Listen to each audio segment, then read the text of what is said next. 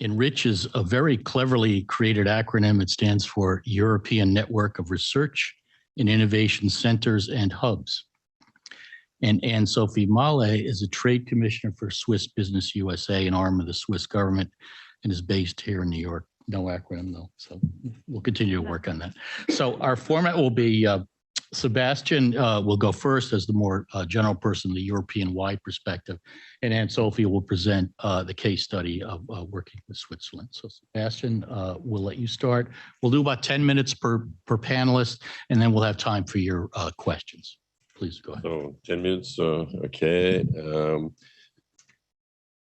I'm going to start by presenting who we are. So I'm Sebastian Thor, and my colleague is Blandine. We are part, in fact, of Temple University SBDC. In fact, it's one of those initiatives that started with the European Union. We answered to a grant. It was a €4 million grant.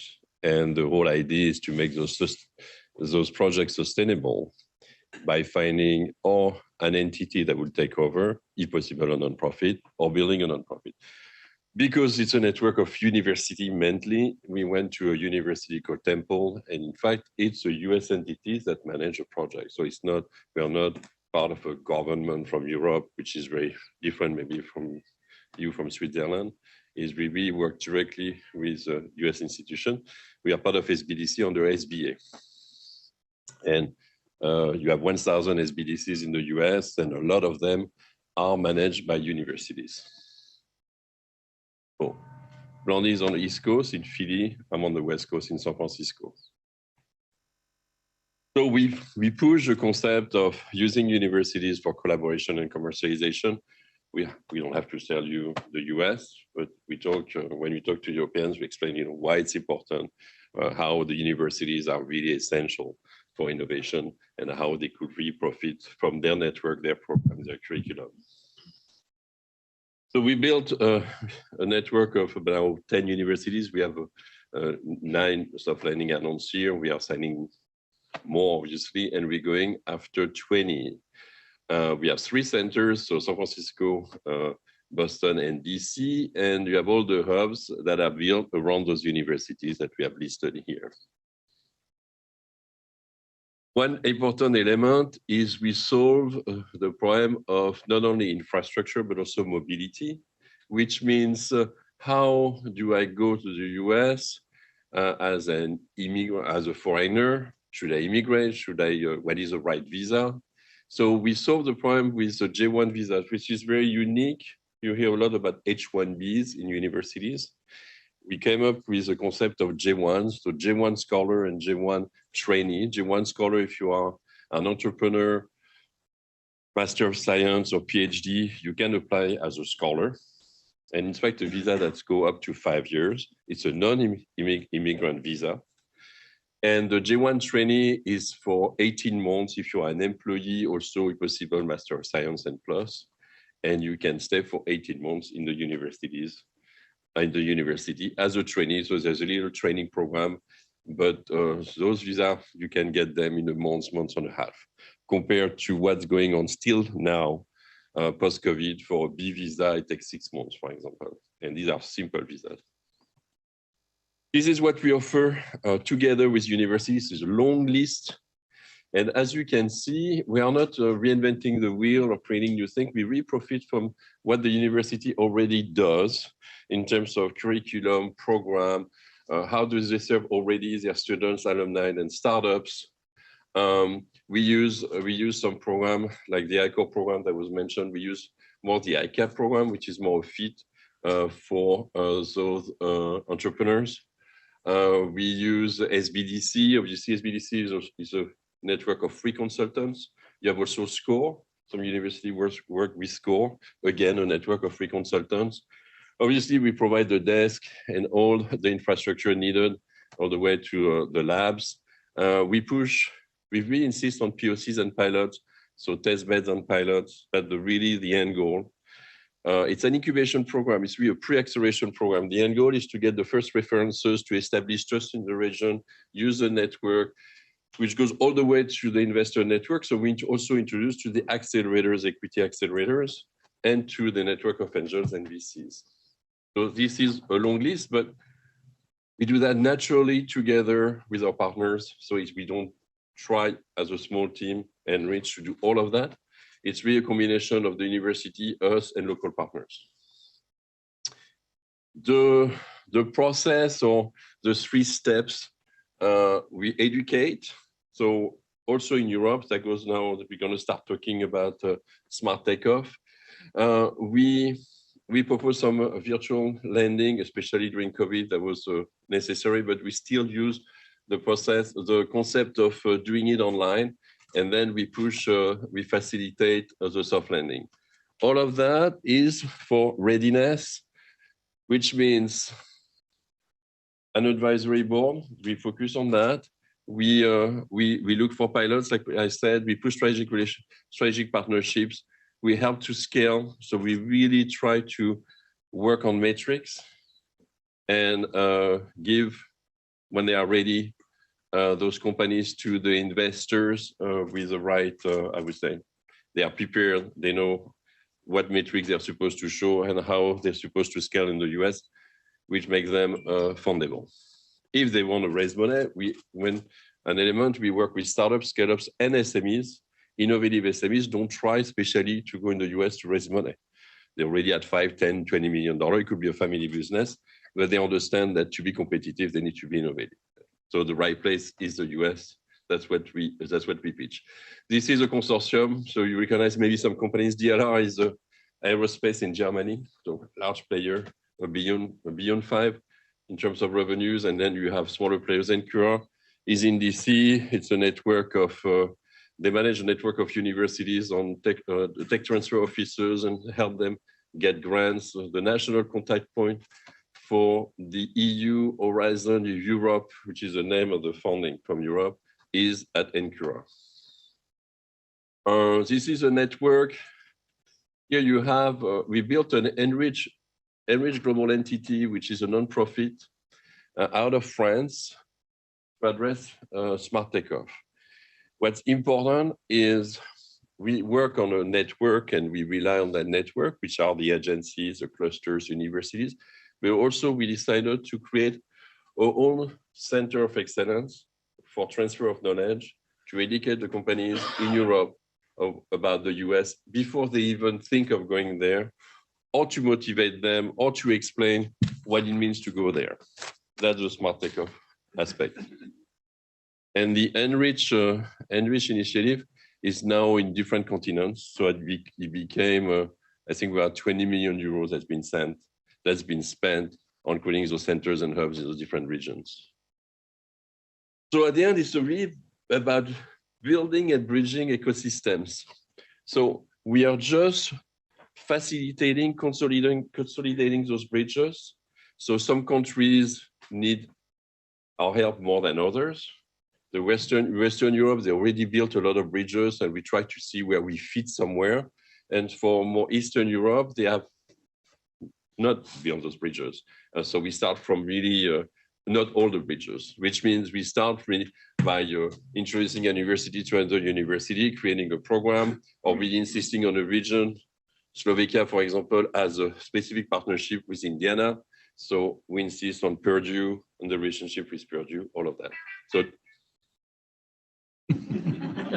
okay. That means you're running short on time. I'm going, oh, okay. I was like, okay, so there are already 7 years. These are the different, like I was saying, different partners we work with. So again, we rely on that network. We are very active at trade shows. We do immersion programs. So not only we educate them in Europe, but we also try to catch the entrepreneurs where they go in the US. So when they are the most active at trade shows, we are very present at trade shows and conferences. If you know any of those conferences, these are the international conferences in the US, some in Europe, and that's where you can see us doing side activities. Different activities during the trade shows, all those side activities I just mentioned, from pitch event to matchmaking event to workshops, all of that. In terms of curriculum that we build in Europe, mainly through Enrich Global, these are the topics we like to address the most. Obviously, what does that mean to go to the US? We insist a lot on product management. That's a big element. In Europe, you have the CTO, the research, and you have the sales. There is not that layer. And so when they go to the US, we tell them, you don't just go into the US as a company, you go as a product. So what does that mean for you? We spend a lot of time on that, product management and product marketing. Customer discovery, you already addressed that. Elevator pitch, so we do what we call elevator pitch and really pitch to investors. So different situations, so pitch to be detected by a crowd, by an audience, and a pitch when you're in front of investors, which means a selection process.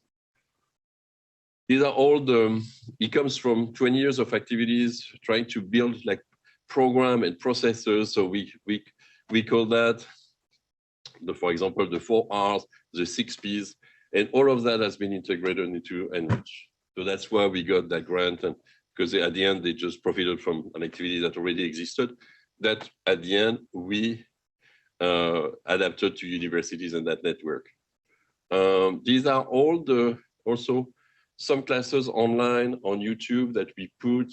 They are available, they are free. How to work with DoD, how to enter the US on the healthcare side. So for example, Elizabeth has written a book for Denmark to really explain how the US healthcare system works. She's based in Austin, works with us at UT Austin. We also wrote for Select USA so US Department of Commerce, the investment side, like what was explained. We wrote a part on Select USA, how universities are very important for investment, for trade and investment. In fact, one of the largest numbers for trade, it comes from universities.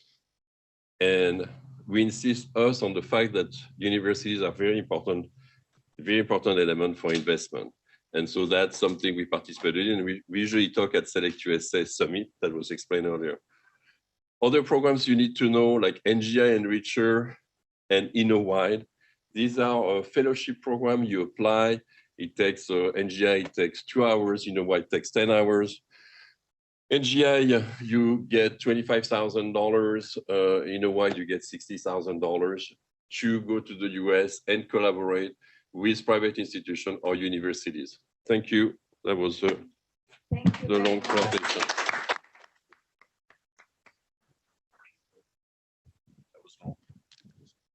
I'll be short. Sorry.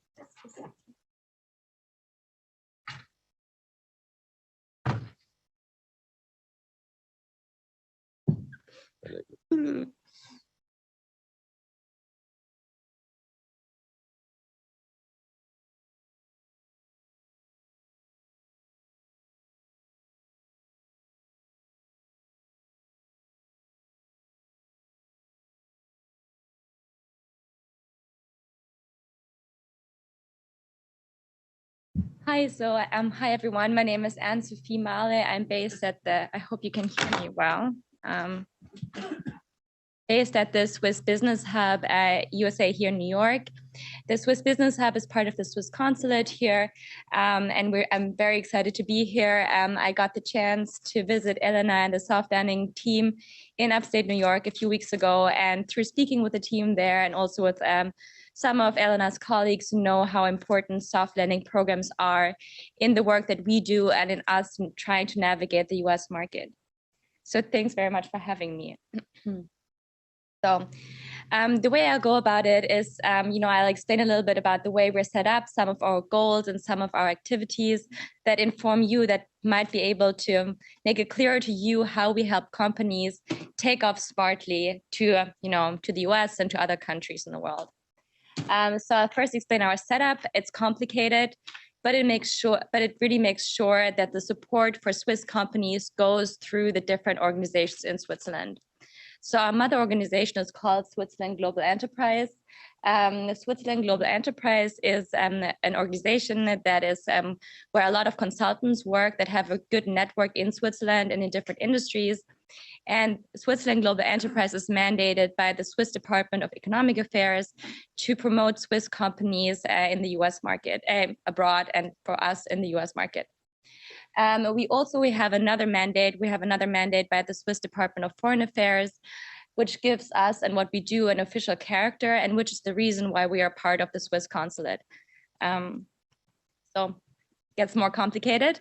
Those are our reporting lines, and I'm not going to go into detail, but they really make sure you see the ambassador here, the ambassador in New York, but you also see up there our team in Switzerland at Switzerland Global Enterprise, how the reporting lines really go through the different, through the different stakeholders and experts, both in Switzerland and here in the market, which really makes sure that this is a team effort that relates to both cities, but also to industries and to our personal networks and to the work that we do. We have 4 main goals. What we do, we call them mandates. The first mandate is our export mandate, which is to promote Swiss companies in the US market, which is the mandate that I'm working on. I'm part of the export team. Our second mandate is our invest mandate, which promotes Switzerland as an investment location to US companies. Our third one is the mandate that focuses on our collaboration with universities. That's our innovation mandate. So we have an innovation commissioner and an innovation officer who travels to a lot of the universities and really tries to strengthen the US-Swiss research relationship. And our newest mandate is our infrastructure mandate that is targeted at Swiss SMEs and helping them accessing large-scale US infrastructure projects. So that's we have that mandate as of last year. So we have an infrastructure commissioner who is based at the embassy in DC. So I already mentioned it. We don't only work in view of the US, but we are located in 27 countries across the world, always at the consulates. But you can see how we're dispersed. US, we're a team of 14. We're growing quickly, and we're, I think, spread out really well across the US. Some of the team on the West Coast. I was also happy to see that we're in your network with Enrich. So again, we have our networks wherever we work. So we have, again, you can see our export team, our invest team, our infrastructure, and our innovation officers. Just quickly, 2 words about why this relationship is so important to us, the Swiss-US relationship. You'd be surprised, but given the size of the market, the size of the country, Switzerland, it's the 7th largest investor in the US, which is quite significant. And the jobs that Switzerland is creating are the highest paid among those seven countries. Switzerland creates a lot of manufacturing employment and is also among the top 3 R&D investors in the US. It's 10.8 billion. I looked it up before. So it's quite a significant amount of investment that goes into research and into future technologies. But what is it that we actually do on a daily basis? So in general terms, we support companies on a one-on-one basis in the long term and really over various maturities of the export endeavors. And specifically, we have, those are just examples. Our main goal really is when we meet a company is to have a conversation with them and to really find out how we can help and to really, tailor those kind of services to what the company really needs. So I think that's part of also how we, help to take them off smartly, because we have a conversation in the beginning with a company, with our consultant in Switzerland and with us, where we really try to find out what does the company really need. So we help companies, find distribution partners, expand their sales pipeline, where we work a lot with soft landing programs when it comes to, identifying a suitable location for the companies, finding out what a good office space could look like, how they can even, build a pipeline of employees. That's, often helpful for startups when they need interns from universities. That's something that's often needed. And we also, for startups, try to help them increasingly with finding potential investors. But that's something that we're trying to keep on, the lower end, because that's obviously a very popular service for startups. And us as a government entity, we're trying to, not look too much into that. So those are our individual projects, but we also organize, quickly, as examples, some of the questions that we are trying to answer when we talk with the companies. A lot of them are about whether they should incorporate or not in the market, what the difference is between a distribution partner, a sales representative, what taxes they need to pay in the market, technical export questions, and also what's also important to us is the reason why I talk to the soft landing programs is to build this network that we have in the market and to then make those qualified introductions to the companies that need them here in the market, and to then also build those partnerships with the partnerships between the US and the Swiss business community.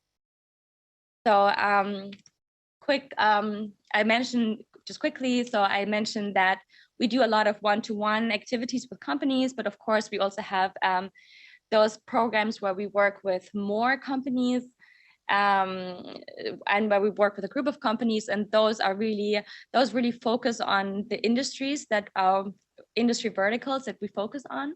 So of course we try to be industry agnostic when we meet a company to find out what do they need, but we still have industries that we focus on. There are 6, and I hope I'm going to get them all right. They're medtech, medtech or life sciences, advanced manufacturing, infrastructure, fintech, clean tech, and food. Those are the 6 biggest ones, and those are also those focus sectors also determine what kind of trade shows we go to. So our biggest one is CES, where you in Las Vegas, and where you probably have met some of my colleagues. And we work very closely at CES. Yeah. I mean, it always creates more visibility, right? When you can work together, and that's also what we're trying to do whenever we, build a program. So we have, maybe as an example, we're going to the Fancy Food Show in the summer. We're partnering with the Austrians for that. That gives us more visibility. But I sidetracked. So the second one is MD&M West, which focuses on medtech. We have a pavilion at Bio International, which is where you'll be too, in Boston. And my colleague has just been to Exponential, which is a show for drone companies in Denver. The export team, our biggest event of the year is the peer-to-peer conference. We think it's a very unique concept because it's only for Swiss companies that are here in the US market and really across industries. So and we spend a day where we just talk about the challenges and best practices of doing business in the US and really across industries. So that enables some very interesting exchanges when a company in food talks to a company in rail, and they deal in some way with a similar kind of opportunities but also challenges. So I just prepared a short conclusion slide. So what do we do to help companies take off smartly? Well, what helps us is that we are supported by the Swiss government, right? That gives us an official character, right? That helps us, open doors here in the US market because we can always say, we're coming from the Swiss consulate, right? Our second advantage is our network in Switzerland, right? So both with associations in Switzerland, but also with our consultants that go to events, visit companies, and that really maintain this pipeline of companies interested in the US market. Lastly, we offer very technical, easy to use services that companies can use and that give them very quick answers on technical questions when it comes to export. So duties, customs, taxes, and so on, VAT. And I think that's very easy. That's all part of the education that helps companies really look at the market. So why do we need soft landing programs, right? We need them. They help us because they connect the companies to the ecosystem, to experts, mentors, to business partners, office space, interns, workforce. They help us navigate the intricacies of the market. US is big. One of the first things that we tell companies is US is like a lot of different countries in one. And that's why we need that support from those kind of programs that help us, that tell us what's important here, what are you focusing on there, what do the incentives look like for the company. So that's really important for us. And that also helps our goal, which is to create this long-term support for companies and to ensure that they're successful in the market in the long term. Yeah, so I hope that answered some questions. Thank you. Thank you. Thank you both to Sebastian and Sophie for great presentations, very concise and informative. I'll kick off with a question for both of you. Given the very competitive market here in the US, both for products and services, what's most important for a new entrant to learn, or maybe another way to put this, what's the biggest challenge you're seeing currently in the companies you're working with as we? Well, I think when it comes to the pandemic, it's definitely a question, but it's interesting to see that that plays less of a role, I think. When it comes to the challenge, for us, it's really to break down the US to a specific area, to a specific industry. A lot of the companies think because of the size of the market is that they're intimidated, right? They don't know where to go, they don't know where to look. So that's a big challenge. And our third challenge really is for the companies to make them understand the differences in business culture, and to make them understand that this is, that they need that support and that they can't just, come here and think that they can take off immediately without, building a network here. So just the geographic size of the US in itself is a barrier. Yeah. So along that line, US is very competitive. So nobody's waiting for anyone, which is not the same when you're from Europe and you go to other continents.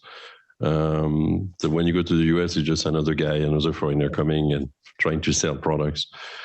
In fact, the US is made in some areas, for example, for startups in Silicon Valley, where I am, 50% of the entrepreneurs are from foreign countries, but they have US entities. And so it's important, soft landing really is supporting that idea that you need to have a presence in the US. But it's also supporting the idea that you need to have a presence at the right place, close to your partner, your clients, to the right ecosystem, especially if it's a caring, loving ecosystem like a university would be. So we insist just by that framework of the importance of a long-term presence, establishing trust, and that step-by-step approach, which is very much a motto in the US, saying you need to think big in the US, but you need to start small. And that's what soft landing capacities with the right selection of partners, the right selection of ecosystem partners is essential.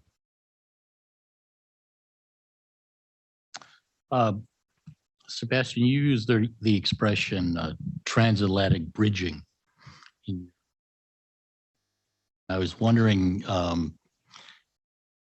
that could go in either direction, US to Europe, Europe to US. What do you see as the big differences in terms of the two flows? So we focus a lot on ecosystem building and ecosystem bridging. The grants on both sides of the ocean, a lot of them from NSF to EU grants, talk a lot about that, the importance of ecosystem, which are not very organic in Europe, a little more organic in the US. So that's the concept of clusters that are really government-centric in Europe, and the concept of hubs that we use in the US. In fact, the Europeans have learned that when we talk about an area, an ecosystem, it's really hubs. So we use hubs or high hubs. You saw that in our terminology. So the exercise is when the two continents are building their ecosystem and how to facilitate now the bridging.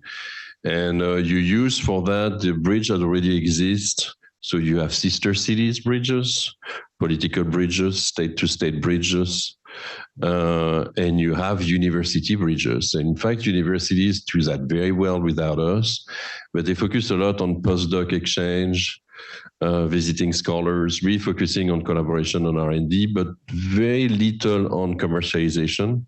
So that's why we try to instigate that and insist on that the chance that we have those bridges exist and that we can help those initiatives, we start with research, create companies and create jobs just by just putting those relationships and putting the right elements around that.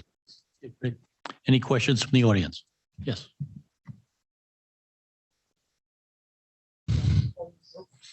A question to Sebastian Tori.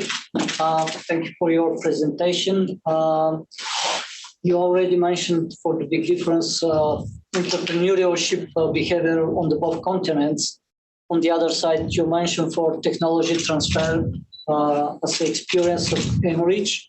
Could you give an example for technology transfer from US to Europe and how it's involved regarding the ecosystem with venture capital? Thank you. That's a very broad question. So we always think that tech transfer is better in the US. I think there's just a larger volume of IPs.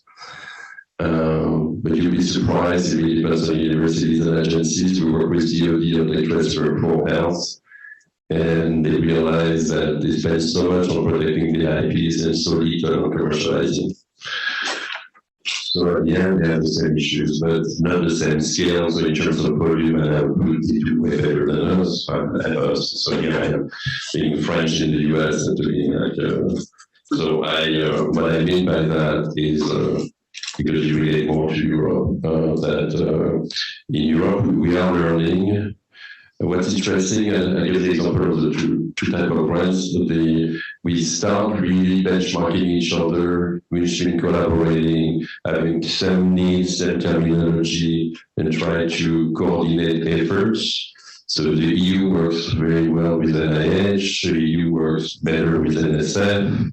DoD is well present in Europe and works well in Europe, but it's a direct presence in Europe.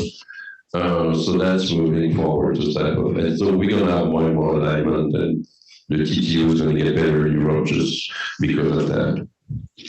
Hey, when I can just jump in quickly from our experience from the Swiss side and in view of the VC ecosystem, that's one thing where Switzerland can learn a lot from the US. That's one of the main reasons why startups expand to the US market. And I think it's interesting how you're working on both ends of the bridge, investment to the EU and vice versa, but how that for us is completely separate, right? That just speaks to the fact how different those ecosystems are for us at this stage. We speak, of course, we know what our colleagues on the Invest team are doing, but still we on a daily basis, we don't work that close together, which is interesting. We're working on, improving this, but it is still very different, I think, those ecosystems. So the investment side is separate. They are part of the business hub, but they work on their own mandate. So I only work with Swiss companies that are interested in the US market.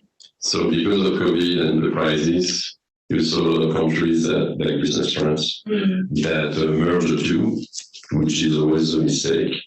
Because it's, as you understand, it's two different mandates, two different needs. Out of also learning from Europe, this time in the US, they created Select USA, which has been a success.